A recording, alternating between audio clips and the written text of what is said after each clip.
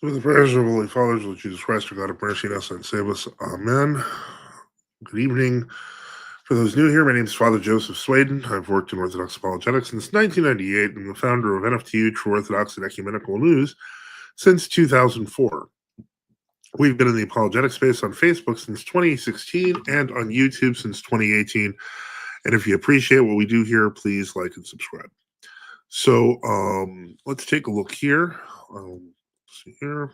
Taylor, may God bless you, Taylor. Today we're going to be talking about an incredibly important book. Isaac, thank you there. Taylor, thank you there. Bless you. Okay. Today we're going to be talking about a book that I've been mentioning quite a bit lately.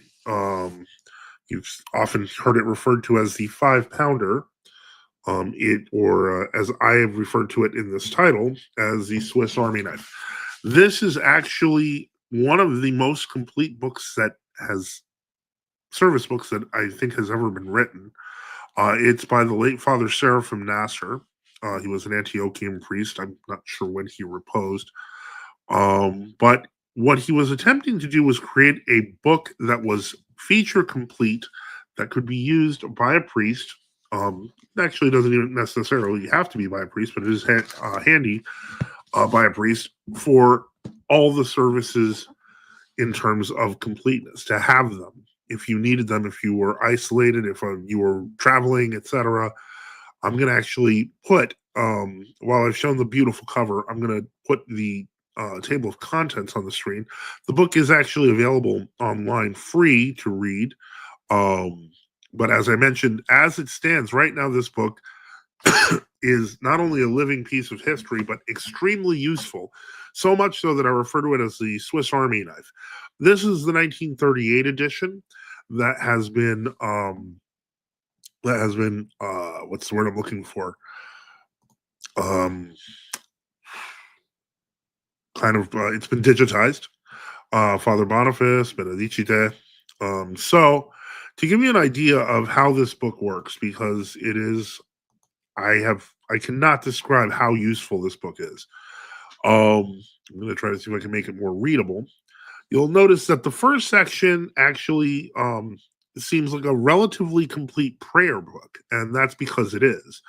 It can be considered a prayer book for the priest, but it's also a prayer book for a person. If a person was looking for the most complete prayer book and didn't have to carry it, hello, Urshman. Then this book is I can't recommend it enough. There was a period for 2 years where I had no access to a parish, but I did have this book, and I was able to do, at least as a layman, relatively complete matins, vespers, and Typica services with it. And it works even if you don't have it online. And I will show you what I mean. You'll notice that after the first section, the second section includes what are known as certain matins prayers, as well as midnight office prayers, and Caravasias, which are greetings, hello, which are hymns that are used on certain feasts. And then you'll notice the third section is a book you may have recognized if you've heard anyone talk about the Octoicos, or the 8 tones. This includes a complete general Octoicos. Sorry, I'm clicking on the StreamYard screen instead of the actual table of contents. So it goes through those, including the Matins, Gospels, etc. And then further, it has epistles and Gospels for Sundays throughout the year, as well as a very limited Mineon. It has a couple of feasts of each month. The 6th section is the Lenten Triodion. It actually has a short but relatively complete Lenten Triodion. And so it has, prayers during Great Lent, the Passion Week prayers, the Pentecostarian prayers. This is the prayers for between Easter and Pentecost and the week after. So that is 1,091 pages of the book. So over 1,000 pages of service text, and you have a fairly complete liturgical year. As to what the succeeding 110 pages are, you actually have descriptions of liturgical items. So you can actually learn about each of the items in the church, the types of hymns and services that are being used. Look, it has an explanation for this. So this is really a combination of a number of books. Whether you're talking about the Manan, you're talking about the Octokos, you're talking about the Triodion, you're talking about the Pentecostarian, you're talking about the basic prayer book. This includes the readings of many of the services. Um, I cannot describe enough how useful and how complete this book is.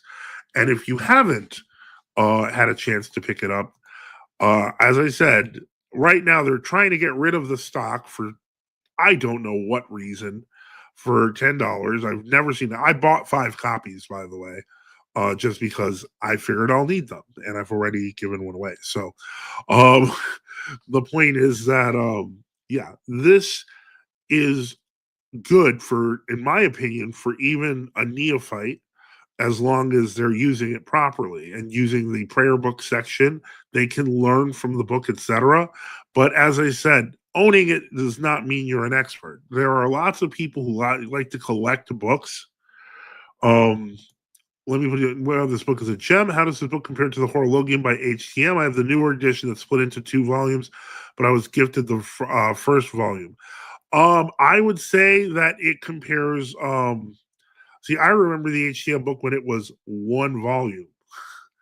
Doesn't that make you a better reader? Yes, it does. Let me see here. So how did the Horologion is way more complete. It has like a lot more of the service text. I've heard good things and bad things about it. But what I will say is this: I can hold this book in one hand, and I don't feel like it's too weighty. It's not much bigger than your average good study Bible. Like, as much as I like the HTM books, there's something to be said for the simplicity of this book and what it's good for. Eventually, I think the purchasing of books sometimes itself can become a distraction. The fact that this 1,100 page book is $10 plus shipping is kind of amazing. Isaac asks, "Do you use that bookstore primarily?" No, I don't. I do not have any primary or preferred bookstore. Um, I use bookstores for when they have things. This book is available on Amazon, but I don't believe it's available for $10, and I don't believe it can be unless a person buys that in bulk and tries to make $1 off 11. Yeah, $10, get 5. And that's exactly what I did because I didn't want to pay for shipping on 2 books or 3 books, and I thought I may need 5. Yeah, it's not that I do not even consider this. Um, I don't even consider this like what's the word I'm looking for? It's not a pleasure purchase. That book got me through as a layman a couple of years where I didn't have a parish. So as far as I'm concerned, that book is like mandatory. Having it, is extremely useful. And so I have it just so that I can make sure that I never am missing services, parts of services again, even if it is not a liturgical set text in the sense that it contains service structure. It has some, but for example, like what I'm going to do now is I'm going to take this over to look at Bishop Daniel's Reader Service Typica. So I'm going to share this tab instead. And as you'll see, the description of the Typica in the Reader Service Typica is not long at all. After the prayer of the ninth hour, you straight away go into Psalm 102, which is the psalm we use at the beginning of liturgy. Bless the Lord, oh my soul, etc. And then you go into the glory, and then Psalm 145, which is the second antiphon. And then you go both now and ever into the ages of ages. You go into the only begotten Son, And then on the Lord's Day and feast, there are Stichera on the verses of the Beatitudes according to the Typica. So if we were to let's go back to our book here. And let me go back to the show this tab instead. Let's take a look here. So let's pick Sunday before Sunday after Epiphany. We just passed that, so let's go there. Okay, 278.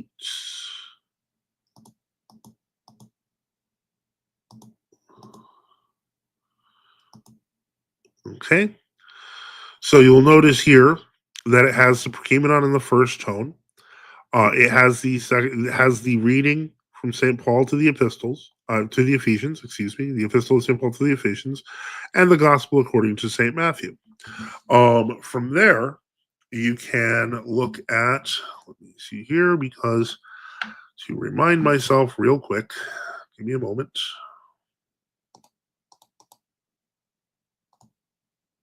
Okay. So, just a moment here. Okay.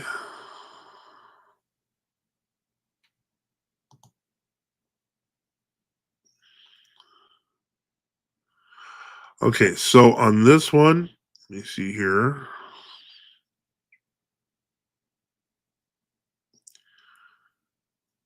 We would pull the, let's see. Is that October 26? Give me a moment.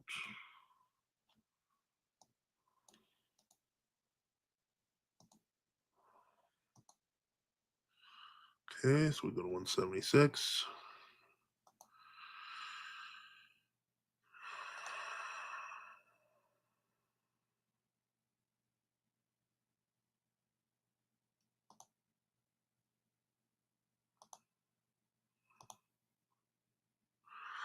Okay, so you can then see the let me see what I'm sharing here.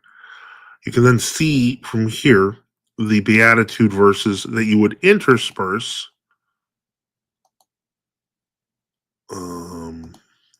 here for the beatitudes. So from here, then, well, we're past the beatitudes. There we go. We get through that, the Prokimenon, the epistle, Alleluia, and then basically you can read the gospel part. At which point you then get through, the choir of angels, the creed, absolve, pardon, forgive, O God. These are texts from the Typica, the Our Father, the Jesus Prayer, the Amen, and the Cantakia according to the Typicon.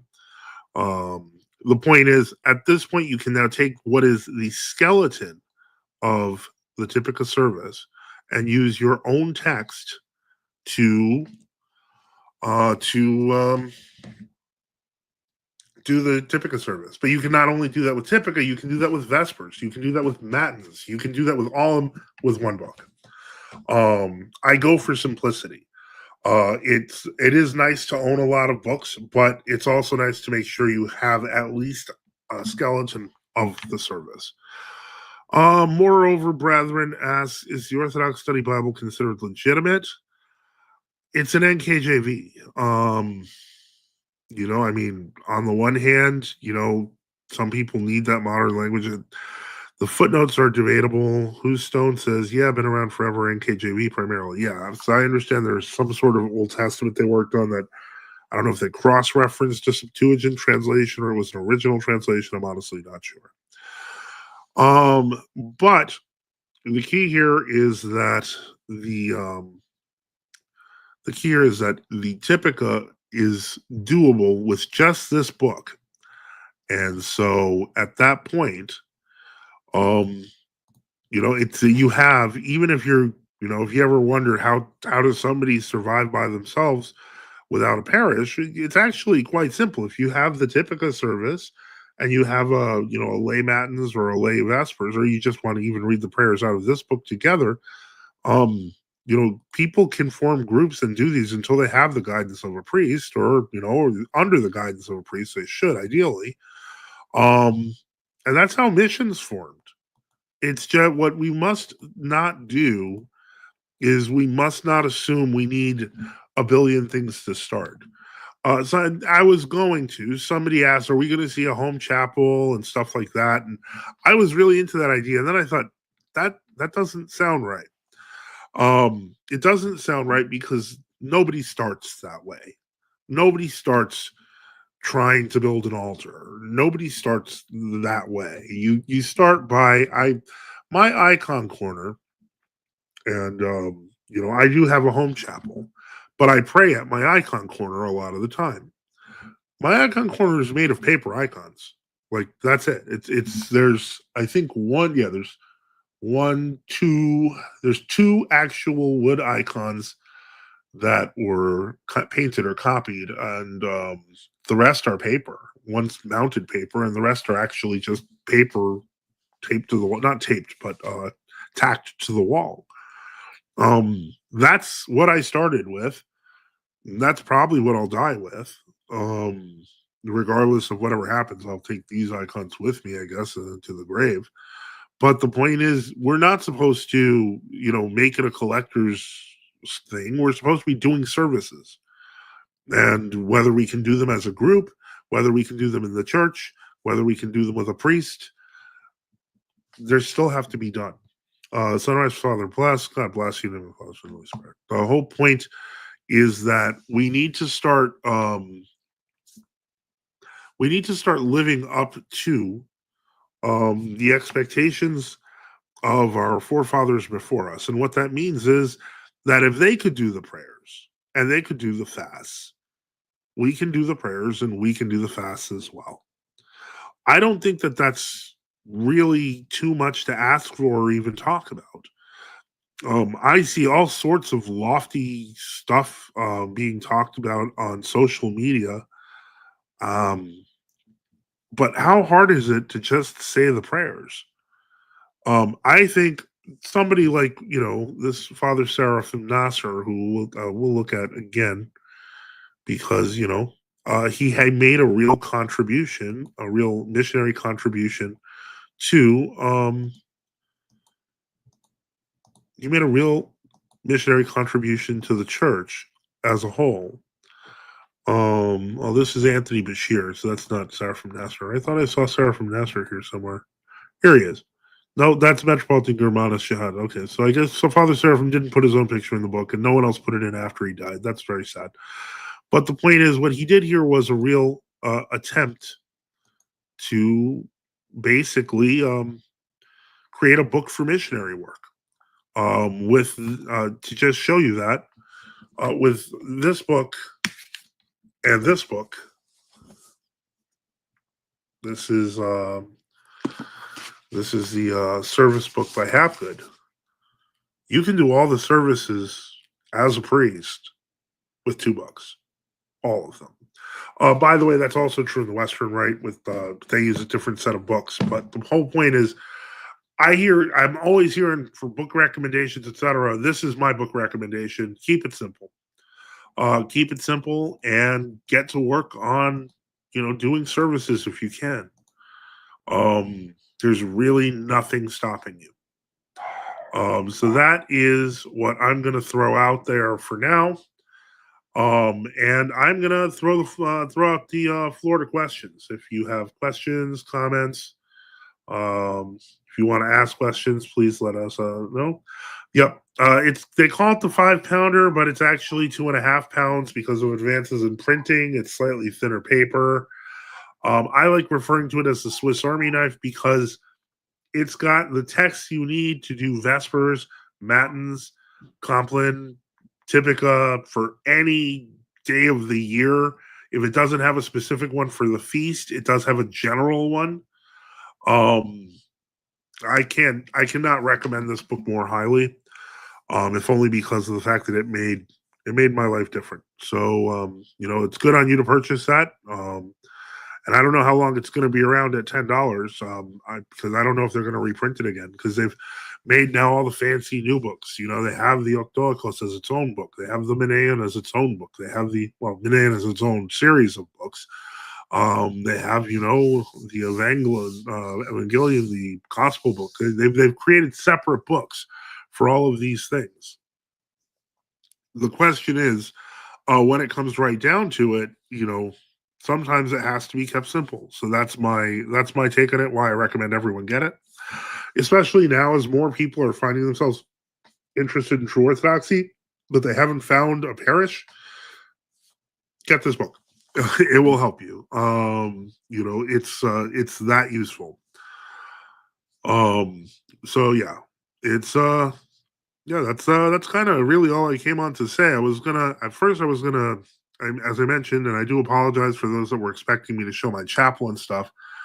Um, but that's not realistic. It's nobody starts with a chapel. I was praying with paper icons and by myself. Let me see here. Unseen Warfare asks if I'm on the Western Rite, do I need to change the Typica I've been doing? To my knowledge, you're using the Eastern Typica, and this book is based on the Eastern Typica. The Western Typica has a somewhat difficult structure and has different readings throughout the year. So yeah, if you're on the Western Rite, it's going to be a different Typica. There's a lot of similarities, but it is a different one. So if you, it depends on why, again, depends on the parish you're attached to, so on and so forth. Like people can't. The idea of choosing a rite is in some ways kind of strange. It's like saying it's like choosing your ethnicity. Um, like Russians who celebrate with the Russian style, um, are not. They're not Russian Rite people. They're just Russian people. When we use an Eastern service and I use a Russian style, I mean I'm just using a Russian style service. If someone's using a Greek style service, it's the Greek style. This is true. Father Antonio says translation can be an issue if you know the tones and translation isn't meter for the text. You can often make do, but it can be a real challenge for some. Yeah, this is also true, and unfortunately, you'll find that that's part of the process of practice. Because for those who are curious as to how to learn the 8 tones, at least let's say in the Russian style, there's a program called Tone Tutor, um, and that will help you. But they use specifically the Jordanville text.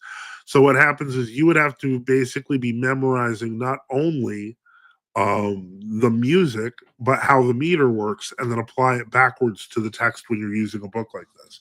I think a person who's in that situation can learn how, but it's not the easiest thing.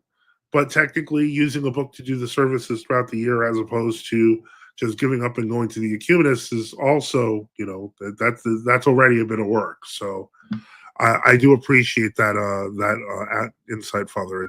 That's very true. Um, so do we have any other questions? Because I'm sure that people have questions about this book. And so if they do, otherwise I might talk a little bit about like the definitions and stuff. Let's go all the way past the 1,000 pages. This is almost like a catechism in and of itself. Um, Actually, I would say it very much is, considering that I can't imagine that this was. That is an interesting question. Who was this written to? Like at first, I thought this was just a priest book, but it's not in some ways because most priests would know the stuff in the back. This is almost like a catechism on its own, which kind of goes through the church, unity, Catholicity, goes through the creed, holiness, apostolicity, the true church. Um, I remember reading it. These are very good descriptions and definitions that he uses. Teaches you about the hours of prayer and how they were separated, etc. As well as the origins of various prayers. And so there's a lot to this one book because it's all the same book. I've been talking about the one with the services and the one with the general Manean in it, and the one with the Octorcos in it, and the appendix with the cat. This is all one book, guys. um, It's in the description. Yes, anonymous. Father bless. God bless you, anonymous man 115. Where can I get it? Isaac says it's in the description. $10 no less. Yes, but shipping is a pain. So if you want to order multiple copies, I recommend it to save on the shipping. So yeah, this is a very very handy book. Yeah, you probably, I can't see how anyone can get that off. And if you're buying a single copy, that $10 becomes 16. But again, it's quite an amazing text, and they don't produce books like these. Oh, that's so cliche to say that. They don't produce books like these anymore. But yeah, I mean, it's true. Oh, well, the cover's different on this. This was an old one that they had. This is the 1938 edition that they have on the Internet Archive. So if you want to look at the book before you buy it, the basic difference is that it's often mentioned that there are missing pages on the back, and there was a legend somewhere that this was it was about a defense of the calendar, because the calendars, you'll notice here, it says the calendars, and then it says page 1126. So if you look here, 100.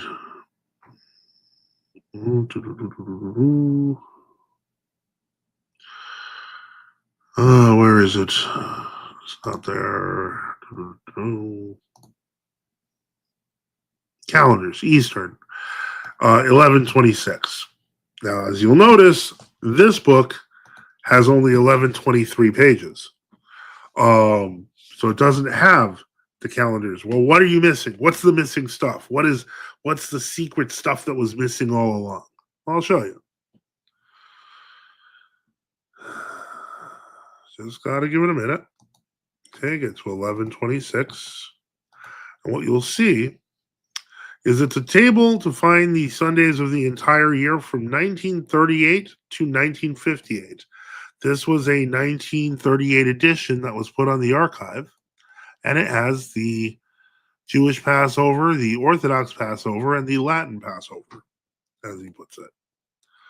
And it lists those which are good till the year 1958. For those counting, 1958 was was just around 70 years ago. So they took that out. Orthodox publication, traditional publication says, "What's going on, donatist?" I'm making the donuts. All right. So, yeah, Anonymous says, "Thanks. This is awesome." Yeah. So that's basically it. It is a self-contained text, which, frankly,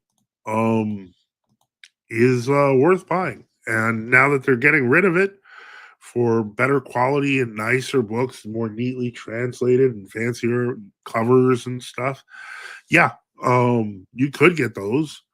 But I always think to myself, there's always the chance it could be almost, maybe almost homeless or not have a place. Like, what would I take with me? And this book has helped me through many of those periods in my life. So from my perspective, that's my recommendation. Thank you for mentioning Tone Tutor, as I never knew about this. I've been trying to learn in the choir as a parent, but I want something I can learn when I'm at home. Yeah, Tone Tutor is good for that. All right, so let's stop the screen there.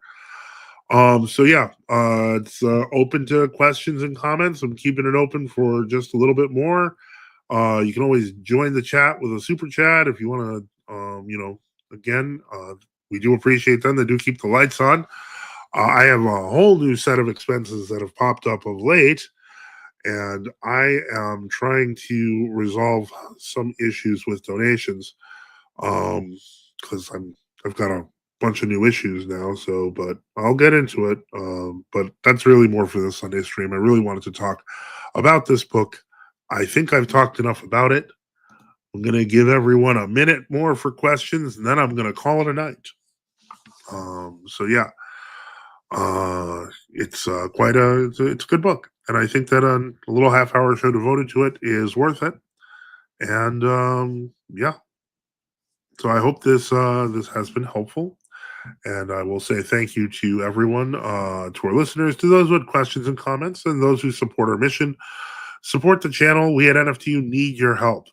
Support us by subscribing or donating at nftu.net, where you can actually use PayPal or Cash App or even like Litecoin or Bitcoin or Monero. On Give Send Go, it takes a little longer to help us, but we do appreciate it.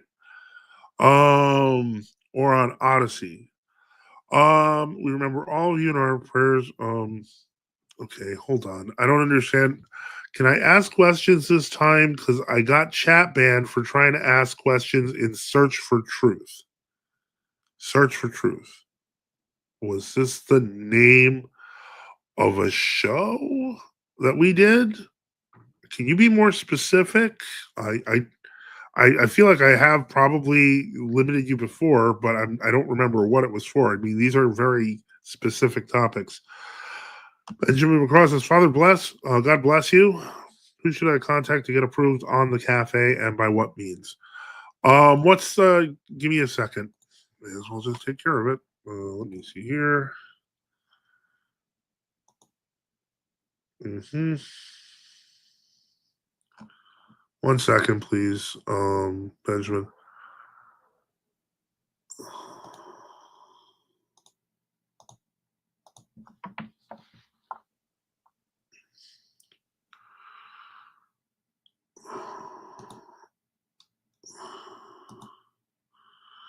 Okay, so you're in unapproved status. What is your what's the name that you used?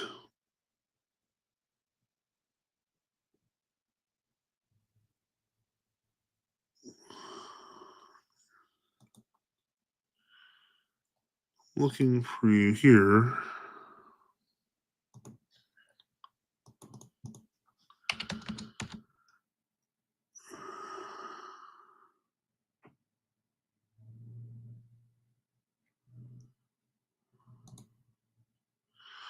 Okay, let me try to find you. Hold on.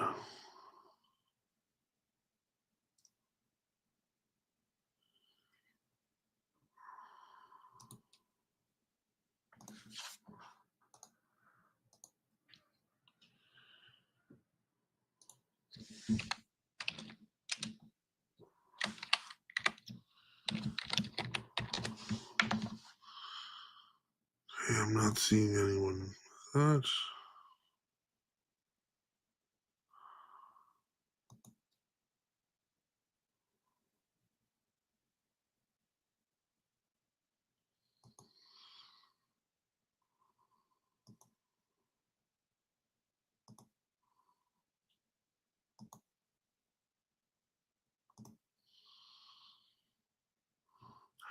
If you could, Benjamin, email me at editor@nftu.net.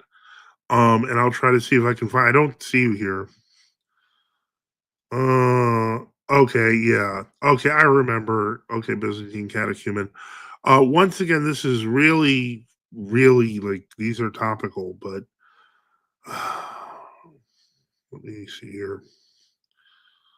All right. The difference between true Orthodoxy and world Orthodoxy is very simply we hold to the Orthodox faith and we don't mix it with ecumenism.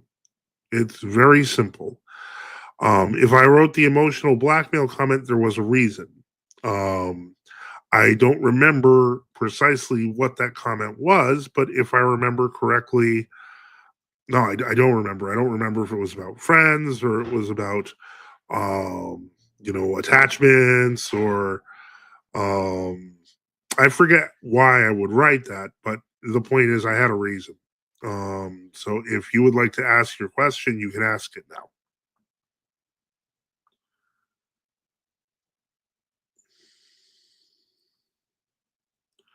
Oh, thank you so much. Memento Mori with 9.99 in the super chat. Thank you so much for that. Really highly appreciate it. Again, this is how we keep the lights on. So thank you for that. Let me see here. And let's see. Um, Okay, so Byzantine Catechumen, if you have a specific question, if it's just what's the difference between World Orthodoxy and True Orthodoxy, so World Orthodoxy is involved in ecumenism, Sergianism, modernism, and we're not. That's it. Um, let's see here. Just checking other things real quick. So, okay. I'm not seeing anything else, and I'm not getting any further questions from Byzantine Catechumen. Um, yeah, it's the key here is once again, um, finding the true faith is a serious endeavor. Protecting it is a serious endeavor. Okay, okay. Sorry for emotional blackmail if I did, but I'm wondering for what's the proof of true Orthodox over canonical and Oriental? Well, the point is Orthodoxy is Orthodoxy. So with this, we can actually use logical deduction. So, for example, what are the Oriental Orthodox? Well, the Oriental Orthodox are those who reject the councils of they reject after the Council of Chalcedon and every canonical council after it. Therefore, they can't be called canonical, but they also can't be called Orthodox because they reject the teachings of the Orthodox councils. So we can scratch them out. They're not Orthodox. They're Miaphysites, Monophysites, whatever you want to call them. But they're not Orthodox because they don't hold to the Catholicity of the Orthodox faith. As for what the people that call themselves canonical Orthodox, we have to ask, are they being canonical? To be canonical means you have to follow and obey the canons. But in many cases, they don't. Orthodox Traditionalist Publication says just read all the articles on my website. Every topic is covered. I'll second that. I will definitely second that. He does have a very complete set of arguments and historical discussions on why the things they call themselves canonical about, they're not actually canonical about. So if you're being truly canonical, you're true Orthodox.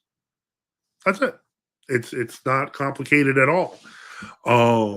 What is complicated is that there's always a lot of people screaming, "Nah, we're not.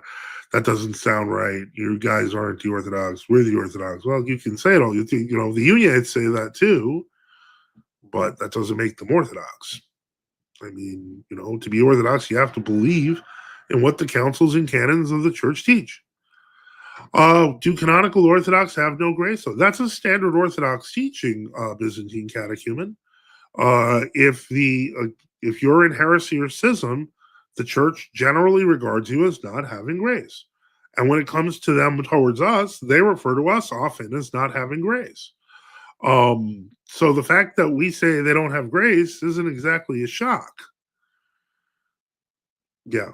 You found, moreover, brothers, I found out recently that Oriental Orthodox are not Chalcedonian. They used to not call themselves Oriental Orthodox. That's really only about 75 to 100 years old. The simple reality is they're the same historical Monophysites and Miaphysites that existed since Chalcedon and its aftermath. Memento Mori asks, other than portability and if need, then I already have the HTM Horologium, then I don't need this book, though considering grabbing it for in case of emergency or to gift it. Or if you lose one of your 2 volumes. I'm just saying that, that's part of the reason why it's good to say bigger is better sometimes, but then it's always good to always have something small that can assist you in case of emergency. Back to homework. Yay, see you all. All right, see you later. Subdeacon Darius, good having you around. My main thing is what the saints say about true Orthodox, because some people told me Father Seraphim Rose has grace. Well, Father Seraphim Rose is considered a saint by many true Orthodox. So yeah, and he recommends going to the Russian Church abroad and the continuing Russian Church abroad now, not the one under the Moscow Patriarchate, and the old calendarists. That's the simple thing. It's really what it comes down to. It's not just him; it's a number of other saints. There have been a number of saints in true Orthodoxy.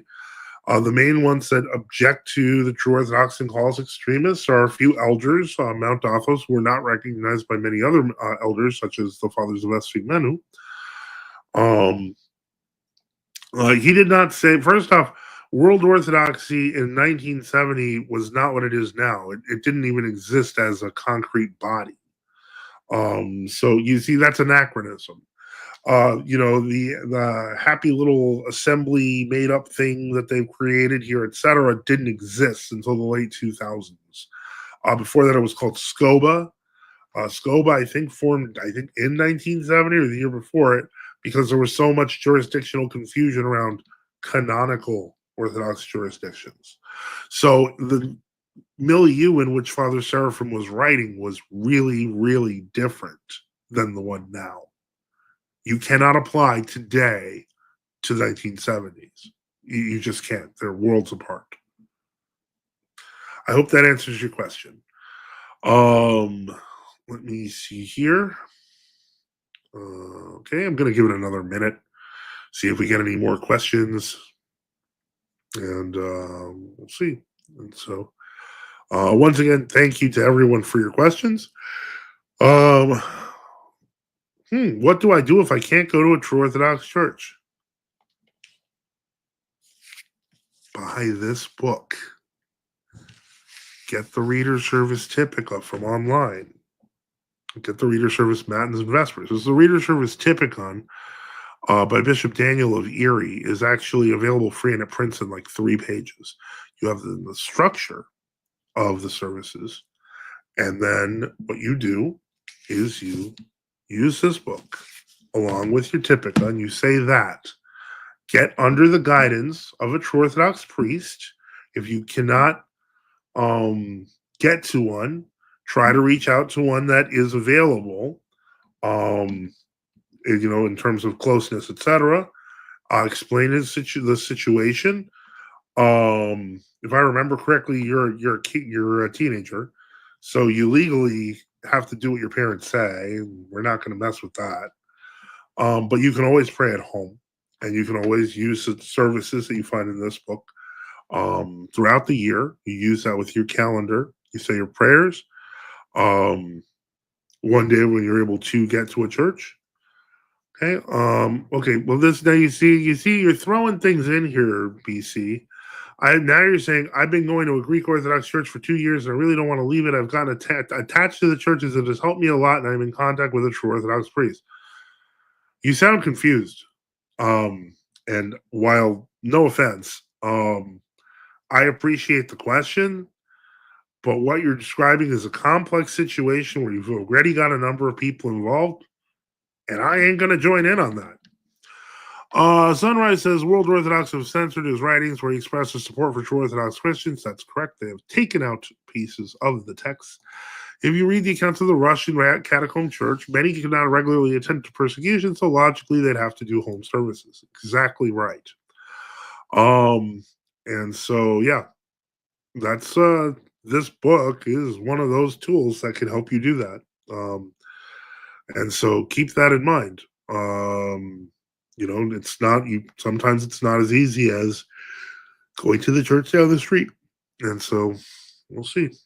But pray and get guidance. If you're already in contact with a true Orthodox priest, you're in good shape. Just keep it up and just don't lose heart. The attachment thing, unfortunately, I can't do anything about that. But I hope that you keep praying and keep looking for guidance.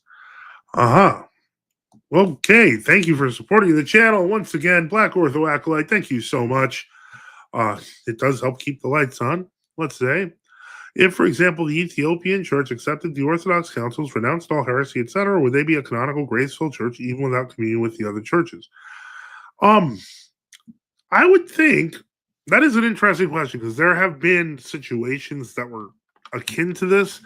Most notably, the Armenians at the turn of the 20th century.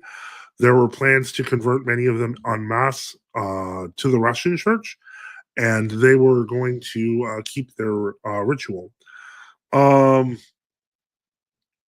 It's not common that if a church accepts all the Orthodox councils and renounces all heresies, would they be a canonical, graceful church even without communion with other churches? I would think that they would seek communion with other churches because that's natural for Orthodox to do. even among true Orthodox, that's part of the reason why there's been so many reunions, etc. Unions, I should say, because in some cases there was complete estrangement. It's natural for Orthodox Christians to want to seek each other, and I think that would. I'm not going to speculate on what would happen there. I would imagine that there would be the most likely World Orthodox would try to take advantage of that somehow. But if they renounced everything, we'd probably want to talk to them just to see what they were doing. Let's call in and fuss at each other for a minute about testing this person. Not today. We have the call in for that on Sunday. Okay, sorry for saying that part. Thanks for help. Well, no, okay, well that's fine, but I'm not getting involved in it. Yep, win black or though. Everyone who donates to our channel is a winner. So if you want to join the winning team and help keep the lights on, that would help. Why does everyone hate on the OCA? Thought they were based like Rokor. Well, I mean, historically there were a lot of great people in the Metropolia. So I'm not gonna just diss on it completely, but also they have done a lot of screwy things. Taking in the Paris school, a lot of the writing that they put out, even in the 70s, but in the 80s and 90s, was, how do I put it? It was like this weird modern boomerdoxy. It was just bad. There's also very little consistency. Some OCA churches are very minimalist. Some are not. But that's gotten better over the years, from what I understand. But yeah, it's they're the need to seek out the Americanness of Orthodoxy has been a mixed bag for them. If we're being honest. Let me see here. Okay. Joking about the fussing. Okay. OCA has a monastery venerating pseudo saints. Their seminary hosts rabbis, and they have a bishop who calls Origin a saint. Soviet Autonomous Church. Yeah. Sure, but I mean, let's say it took them 15 years before communion started to be established as there during the seeming time period, so to speak. That's a tough question. And I'm going to tell you why it's a tough question, because it's a question we only have an answer to in hindsight. Usually in history, where bishops and churches were returned to communion even before the formal act, they would be considered Orthodox by history, but by their contemporaries, they might not be. So that's the only fair answer I can give. Like, let's say for those 15 years happen and then they don't go into communion and they go back to monophysitism. It's Schrodinger's Ethiopians, I guess. I just don't know, because it's hypothetical, but more importantly, because the answer to the hypothetical automatically kind of assumes some conditions. I would say if it took 15 years and it happened after the fact and everything was fixed and they became Orthodox, those people would probably be recognized as among the Orthodox eventually. Blessings. We have the 1993 edition of the Nasser Service Book. I don't know which edition this is. This is the 1993 edition that they're now selling off. Does anyone know of a true Orthodox monastery in Florida? I know of one. It's a hermitage. But again, it's I'm not sure. I talked to a priest named Father Victor. Okay, well that's fine. Speaking of American Orthodoxy, I just learned about the American Orthodox Catholic Church and it's being some kind of attempted predecessor to the OCA. They were originally part of the communion with the Russian American Metropolia, and then they broke off. And then that's where the famous case of they made Efthymius of Fish, the bishop, and he ended up marrying a young person and was kind of retired out of existence. Father Boniface is in Florida. So yeah, that's true. Elevation Monastery. Let me see here. Fair enough. I just asked because it conforms to the idea that following the canons and not communing with experts imparts grace to the status of being the church. Yeah, to a degree, it does, but it's more complicated when you're starting from the outside. Father Boniface is in Florida. Okay. Well, Byzantine catechumen, if you'd like to visit Father Boniface, I'm sure if you ask your parents if it's okay. Father Boniface is a great guy and does great services, and you can meet some of the people that we sometimes talk to people on Sunday.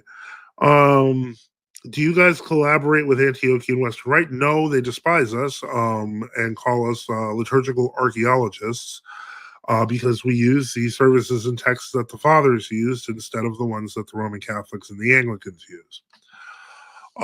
Let's see here. So, let's see here. In that case, looks like there's no more questions. So I'd like to thank everyone and our listeners, to those who had questions and had comments, those who support our mission. Again, support the channel. We at NFTU need your help. You can support us by subscribing or donating at nftu.net, where there are a number of different ways to donate on the bottom of the screen, including PayPal, Cash App, etc., crypto, on GiveSendGo, or on Odyssey.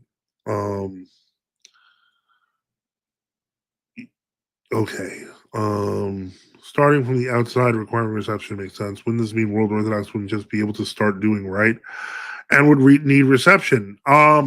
Yeah, that's one of the big reasons they really don't want to even just. They have no real concept or discussion of repentance. If they were to truly repent and remove the heresy, we would embrace them, but they probably wouldn't want to embrace us. And the simple reality is they believe they're right regardless of the fact that they're engaging in heresy, etc. Let me see here. Okay, so once again, we remember all of you in our prayers and thank you for all the support for NFTU. As always, don't forget to like and subscribe. And for those interested in more catechetical learning, I will mention that Father Boniface is running a catechetical class on his channel, which I think he just linked to. And so have a great night, everyone. As always, don't forget to like and subscribe. And have a good night, everyone. Through the prayers of Holy Fathers, of Jesus Christ, our God, have mercy on us and save us. Amen.